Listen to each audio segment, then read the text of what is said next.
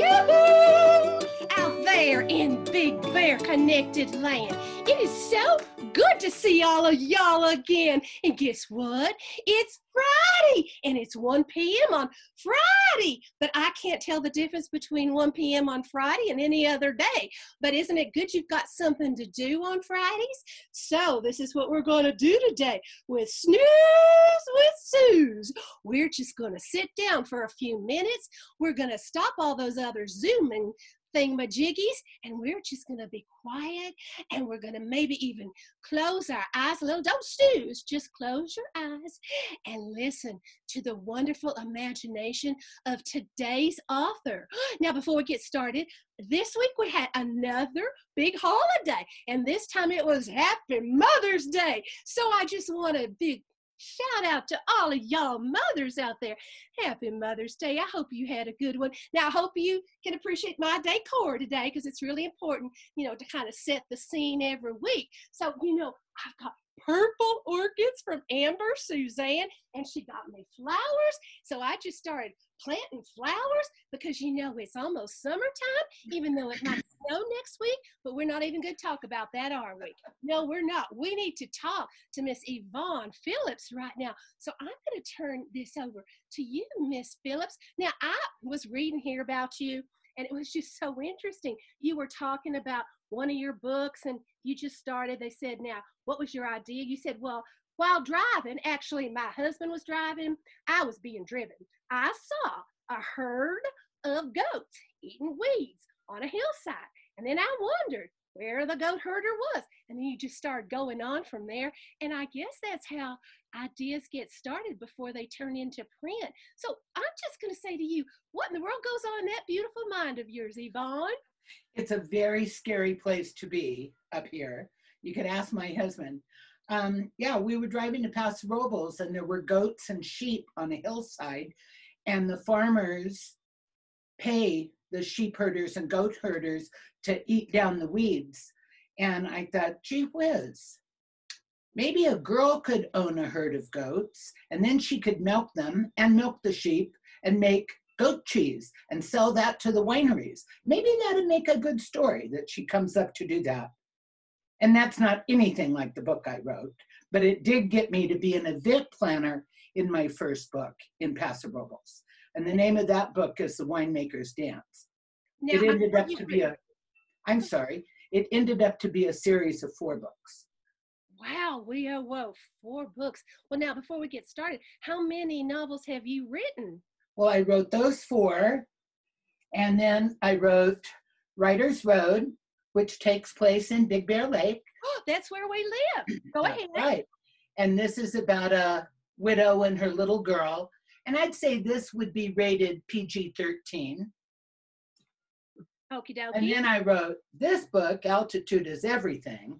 Isn't that? And it's about a Big Bear high school football player who goes on to the NFL. It takes place in Big Bear and in Holcomb Valley. And I'd say this is rated R+. Woo-hoo! Okay then. All righty-o. Well, now, what are we going to talk about today? Because I find it so interesting. I'm sitting here looking out my windows, and I see San Bernardino all the way around me. I even see some fires going out there, but they're, doing that on purpose today. But when you first look out in Big Bear and you see smoke coming up, you get all scared and frightened, don't you? But they're just doing one of those burn thingy-majiggers they do. So A-okay out there. But now, is this in the San Bernardino Mountains? Yes. My current book, they call it a work in progress. And I'm almost finished. I ought to be finished with it tomorrow.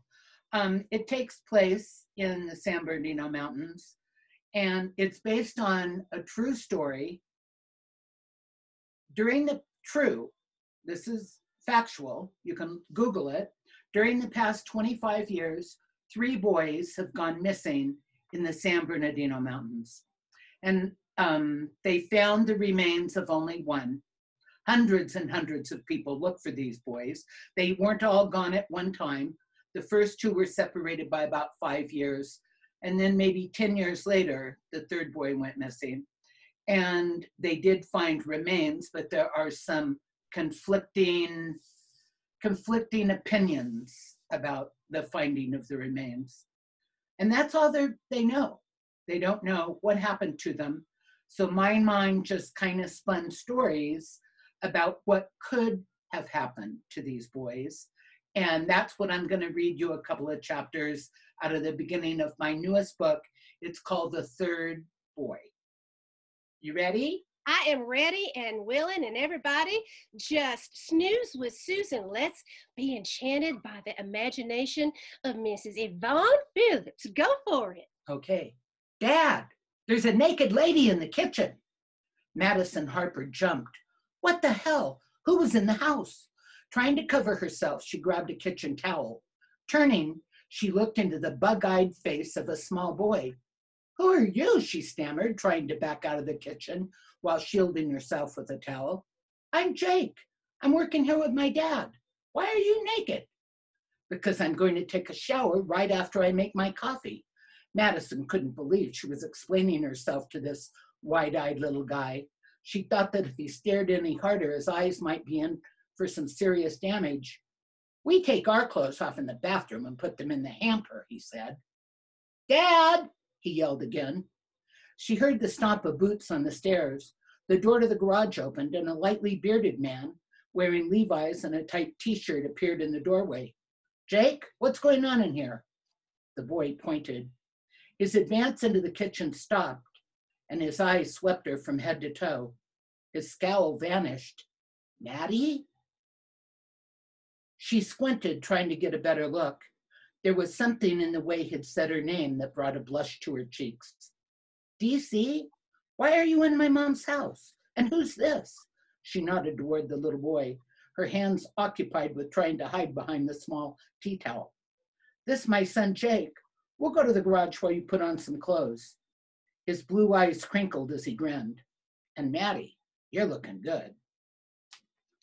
Before the door closed, she heard Jake ask, who's that lady? And why'd she call you DC? God, except for the scrubby I need a shave look, he hadn't changed. He was still a tease with the same sexy smile. Had it really been 10? Her mind did a quick calculation.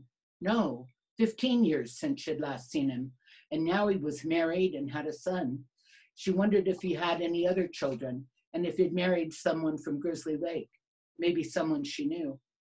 The smell of brewing coffee wafted into the bedroom, bringing her back to the present. Pouring 2 cups, she called into the garage. Coffee's ready if you want some.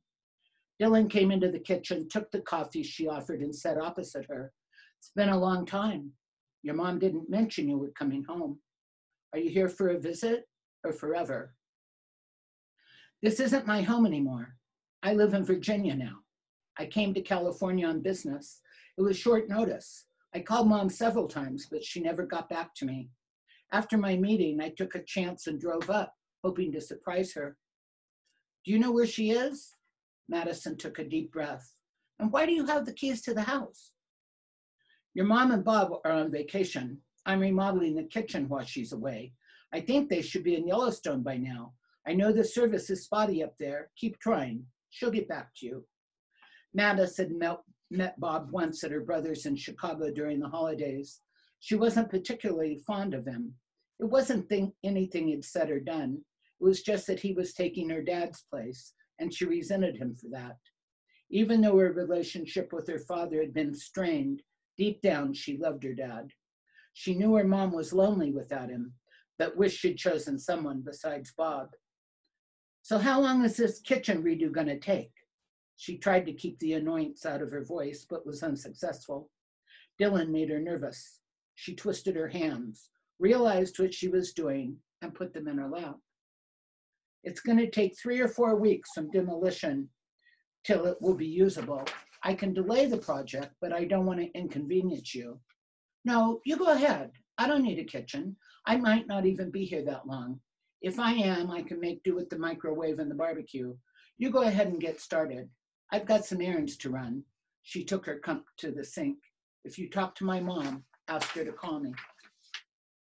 Madison brushed imaginary dust off her shoulder as she settled down at a small table in the town's most popular breakfast spot. She'd left Dylan and Jake demolishing her mother's kitchen. Grizzly Lake, a 4-season resort, set at 8,000 feet in the mountains of Southern California. The tiny restaurant rested along the main highway, and more customers than the small cafe could hold waited their turn outside. The waiting crowd caused motorists to slow and read the sign, Grizzly Cafe, and wonder what could be so good about the food. Madison wanted to stay out of Dylan's way as much as possible.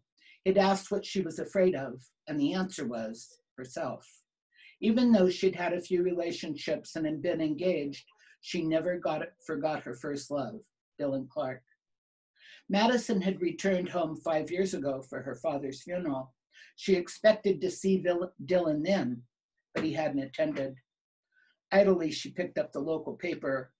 "What happened to these missing boys?" screamed the headline.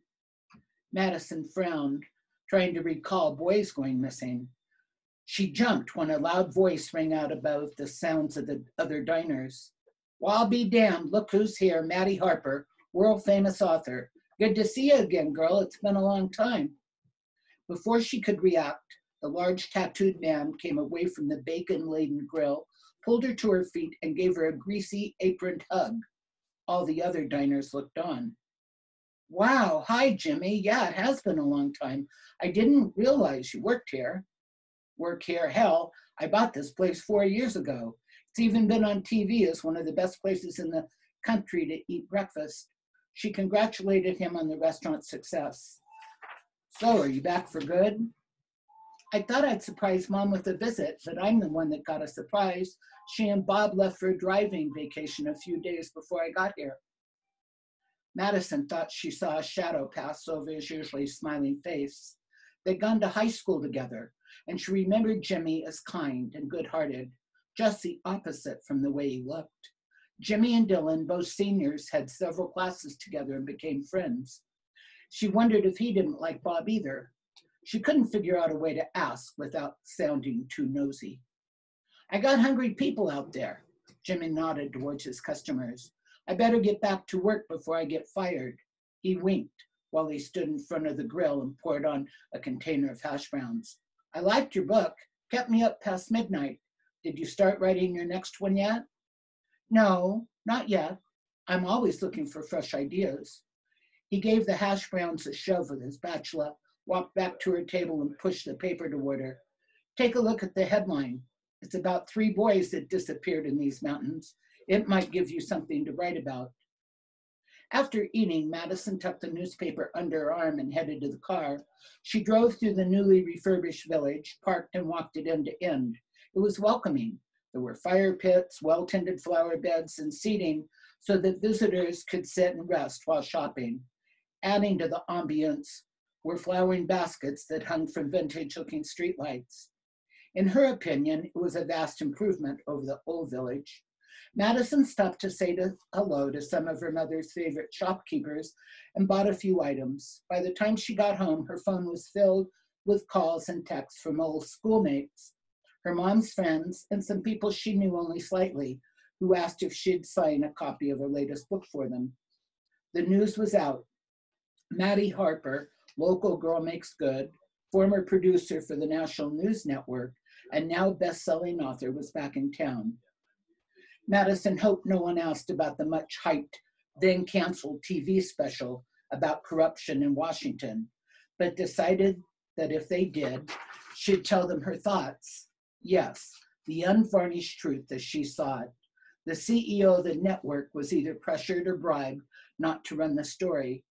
Who knew what skeletons he had in his closet, or how much a Saudi prince or Russian oligarch would pay to have the corruption story quashed? The day passed quickly as Madison returned most of the calls and texts.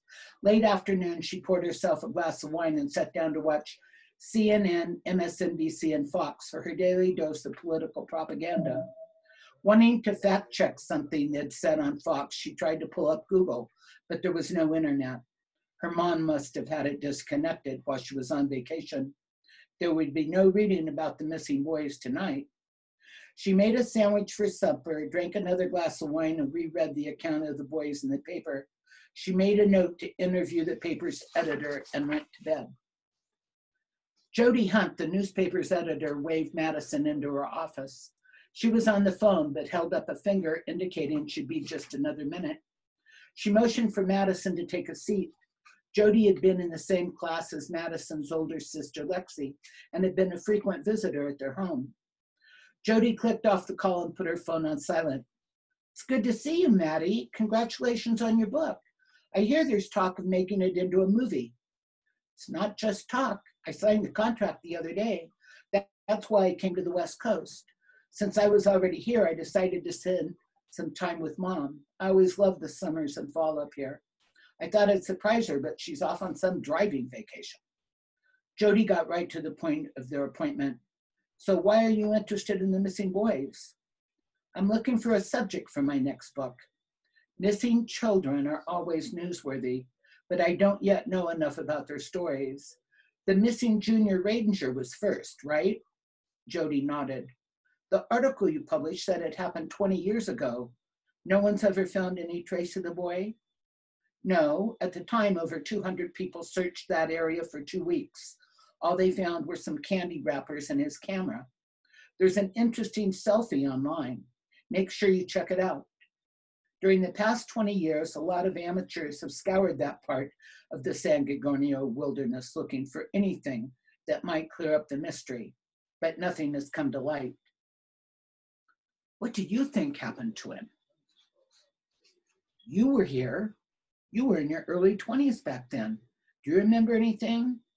Sadly, no. I was away at college. It was my senior year.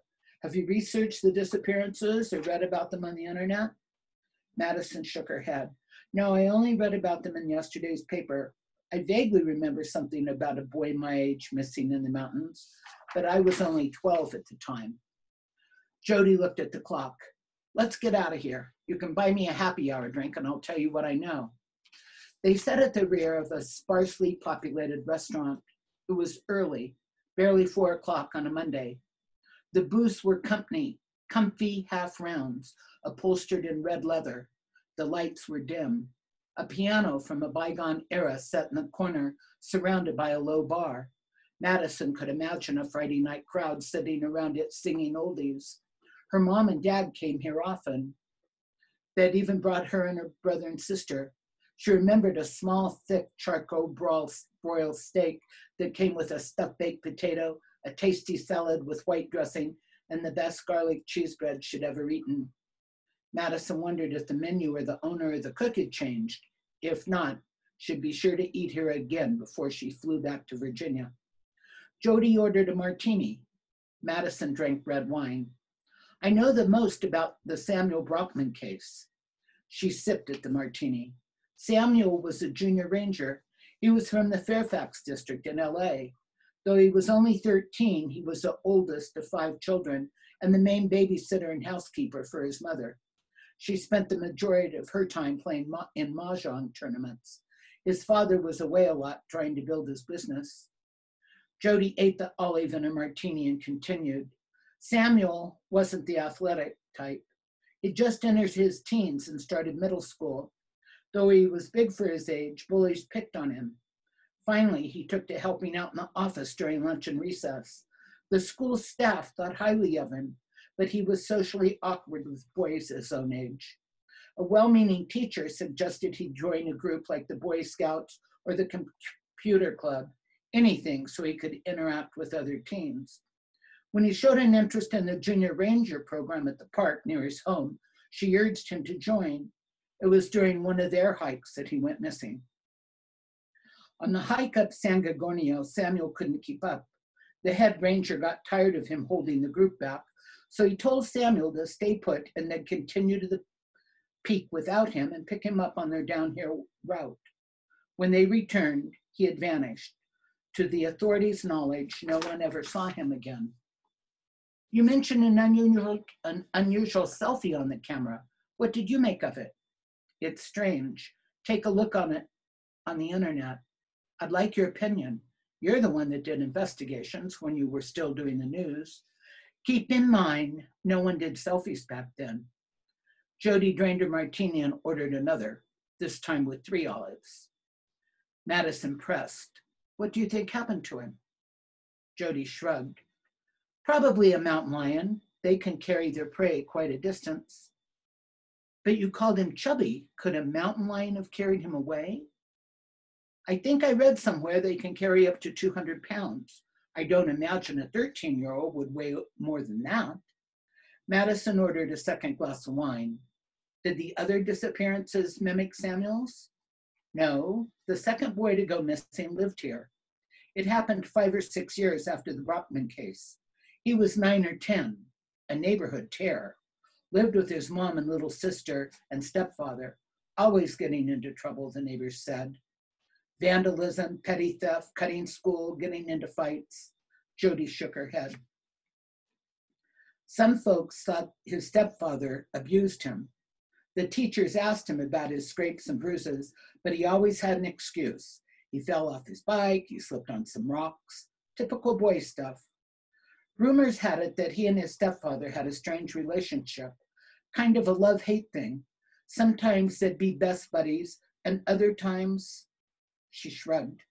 The authorities took a look at his home situation, but never pressed charges. When he disappeared, some people thought his stepfather finally got rid of him, maybe hit him too hard. The forest is vast, and there are lots of places to dispose of a body. She paused. There was a pedophile in the area, and he generated some interest, but that never went anywhere. It was almost as if the authorities didn't care if he was missing. What happened the day he disappeared? His little sister was at a friend's house and his mom was at work. As far as anyone could tell, he was home alone with his stepfather. The kid's friend called and they met up at the old prospectors parade. When the parade ended, the boys became separated in the crowd. No one remembers ever seeing him again. Did they form search parties like with the Ranger boy? If you could call it that, but not on the same scale as the missing Ranger. Tommy lived in Skunk Holler area. It's mostly populated by poor folks. No one made a fuss except the boy's mom. Unfortunately, his disappearance was at the same time as a church shooting in Orange County. The shooting took up all the news oxygen. Of course, they did a house to house and asked local shopkeepers if they'd seen him and conducted a scaled down search of nearby trails and campsites. That didn't turn up anything either. The stepfather had an alibi. It was as if the kid just faded into the forest, never to be seen again. That's creepy. Is the family still around? No. A year or so later, they moved away. Talk is they divorced. No one knows what happened to him after that. Do the authorities have DNA on these boys? Do they ever check the databases? They said they do, but who knows with cold cases. DNA was a new thing when the Ranger kid disappeared. And up here, the police could have mishandled the evidence. They're pretty lax up here, especially back then. Madison's hackles rose on the comment about the police. Her dad had been a cop. She kept her temper at bay and continued with the questions. And what about the third boy? The paper said he was camping with his folks. It also said his remains were found a few years later, but that there were some unanswered questions about where they were found. That's right. He went to collect some firewood with his sisters and never returned. They got separated and the girls found their way back to camp. The boy was never seen again. Some hikers said they saw a guy on a motorcycle on the road by the camping area, but nothing ever came of it. Then some teenagers said a guy in a pickup stopped and asked where they could buy some weed, but no one else remembers seeing the truck. The cops think they made up the story on a dare. So what's strange about the finding of the boy's remains? Jody checked the time. Look, I gotta get going, but I'm covering a fundraiser Saturday night. Why don't you come along? It's for the fire department and some of them are on search and rescue. I'm sure they'll be more than willing to talk to you. Be at the Rotary Event Center around 6 and bring your credit card. You'll be expected to buy something from the silent or live auction. A few customers meandered into the restaurant. Since she didn't have anything to eat at home, Madison ordered the steak sandwich. She people watched and wondered about the information Jody had shared. The steak was as good as she remembered. My goodness gracious sakes alive. Wowee. I am curious now. And you know, living here for that amount of time, this brings back so many memories to me. Yvonne, thank you, because this is perfect for our Big Bear Connected page and our group of people in this book reading to come here and read to us about places that we can identify with. And I remember the village when they put in all those pretty fire pits. It was so much fun to go there. And oh, the local place you were talking about. Now, the Grizzly Manor, was that what you were saying, or did you call I it call something it the different? Grizzly Cafe. I didn't mean to say manor then. Never mind. Never mind. But I was just picturing, now, is that the one across from the Big Bear Middle School, or who? And you just start imagining, and then you've got to pull yourself back to the story, concentrate on the story. But it's just so special when you can identify. And that first Boy Scout, I think I mentioned this to you when I first met you. I remember I was driving up Highway 38 the first time I had been out of town in all of this quarantine business, and I was driving back up just a couple of weeks ago, and I looked up at that bridge that goes over, that's a Boy Scout bridge, which wasn't even built back then, and I thought about that boy again. 20 years later, I still remember him and wondered, what happened to him? And now you've gone into your beautiful mind and you come up with an idea. Doesn't it make y'all out there want to go and buy this book? My goodness gracious, I remember the other ones too. Now, real quick, because I don't want to take up too much time, but now, was that the old Miners Parade you were talking about, or something different? I called it the Old Prospectors Parade. So not the old, okay. That was Okay, something. close. A prospector is a miner. Okay, all righty. Old Miners Days is something totally different, but I used to go back in them there mountains in Holcomb Valley a lot, just kind of looking for gold. And, you know, sometimes I think living out here in Baldwin Lake, it's probably in my backyard. I just haven't looked yet. It might be. You never know up here. But that's the thing about this book. Now, tell us a little bit more about when and where we can buy this, because I sure do want to. Don't y'all out there? Well, the book is now available on pre-order on Amazon, and just the ebook right now is available on pre-order. I expect to have it released July 1st. Oh, that's on the corner. It's under my name, Yvonne Phillips, and then you push the search button and up pop all my books. And this one doesn't have a cover yet. Mary Ann Lynch usually helps me with the covers, so I haven't contacted her yet. Oh, well, I think it's so exciting that you've allowed us into your home, and Big Bear Connected. We're like the first ones, I feel like. I feel very privileged right now that we're listening to it, and it's just in the makings. And July 1st, oh my goodness, that's right around the corner. Yeah. I can't thank you enough for coming. Maybe you could come back again and read one of your other books. I don't know if the X-rated one, I probably wouldn't get that one. Or R-rated, it wasn't X, it was R. Anyway. It was R+, but it's not all the way X-rated. Thank you so much, Susie, for inviting me. You're so welcome. And now before we go, what did you, no, Barbie, you cannot come on the air again this week. Your time was last week. You can't get airplay this again. No, you can't do that because it's not your turn. They don't want to see you again. Oh, Barbie, I'm sorry. I made her cry. I'm so sorry. Oh, I don't know if y'all can see this. Yvonne, can you see what I have in front of me? I can. Well, it's a car, and it's got some girls in it, and they wanted to promote our Make a Joyful Noise to all of our first responders and all of our essential workers here in Big Bear. Yvonne, did you know that we're going to have a big parade on Sunday? I do know, and I'm going to be in it. I am so excited. Now, are you in one of those fancy, classy cars? I mean, not classy, but classical or class, or it's got the word classy in it. I know that. It's like the old-timey cars. Are you going to be in one of those? I don't think so. I think I'm going to be in a black SUV. I'll look like I'm part of government. Ooh, the government's there too. Well, I tell you what, we have to all go because here's the deal, y'all. We're going to start over there at that lower parking lot at Bear Mountain. Y'all know where that is, Moon Ridge area. But here's what we're going to do. We're going to line up. It's all been organized by Mr. Hamilton, and we've got it all ready to go for y'all.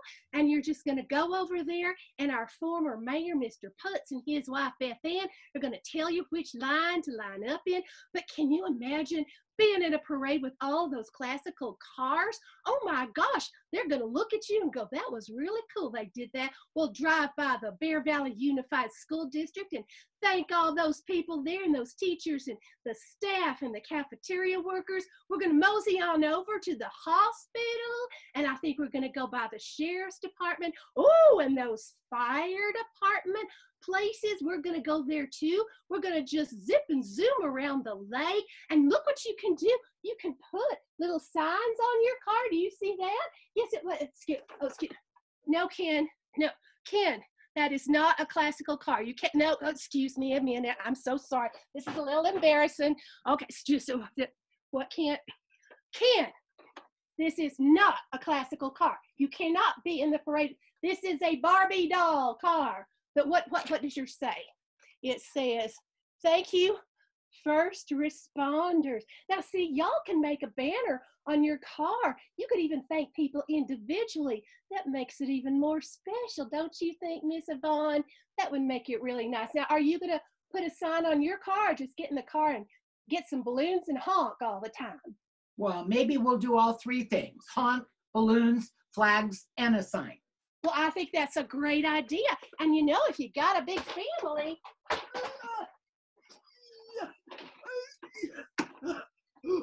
you can put them in the van, okay? Okay, we just want to see you there, making a joyful noise. There's positive things going on out there, y'all. We just got to find them. We got to be a part of them. So until next time, I just want you to stay safe, stay healthy, and above all, just be happy. I want to see you at that parade on Sunday. Toodaloo!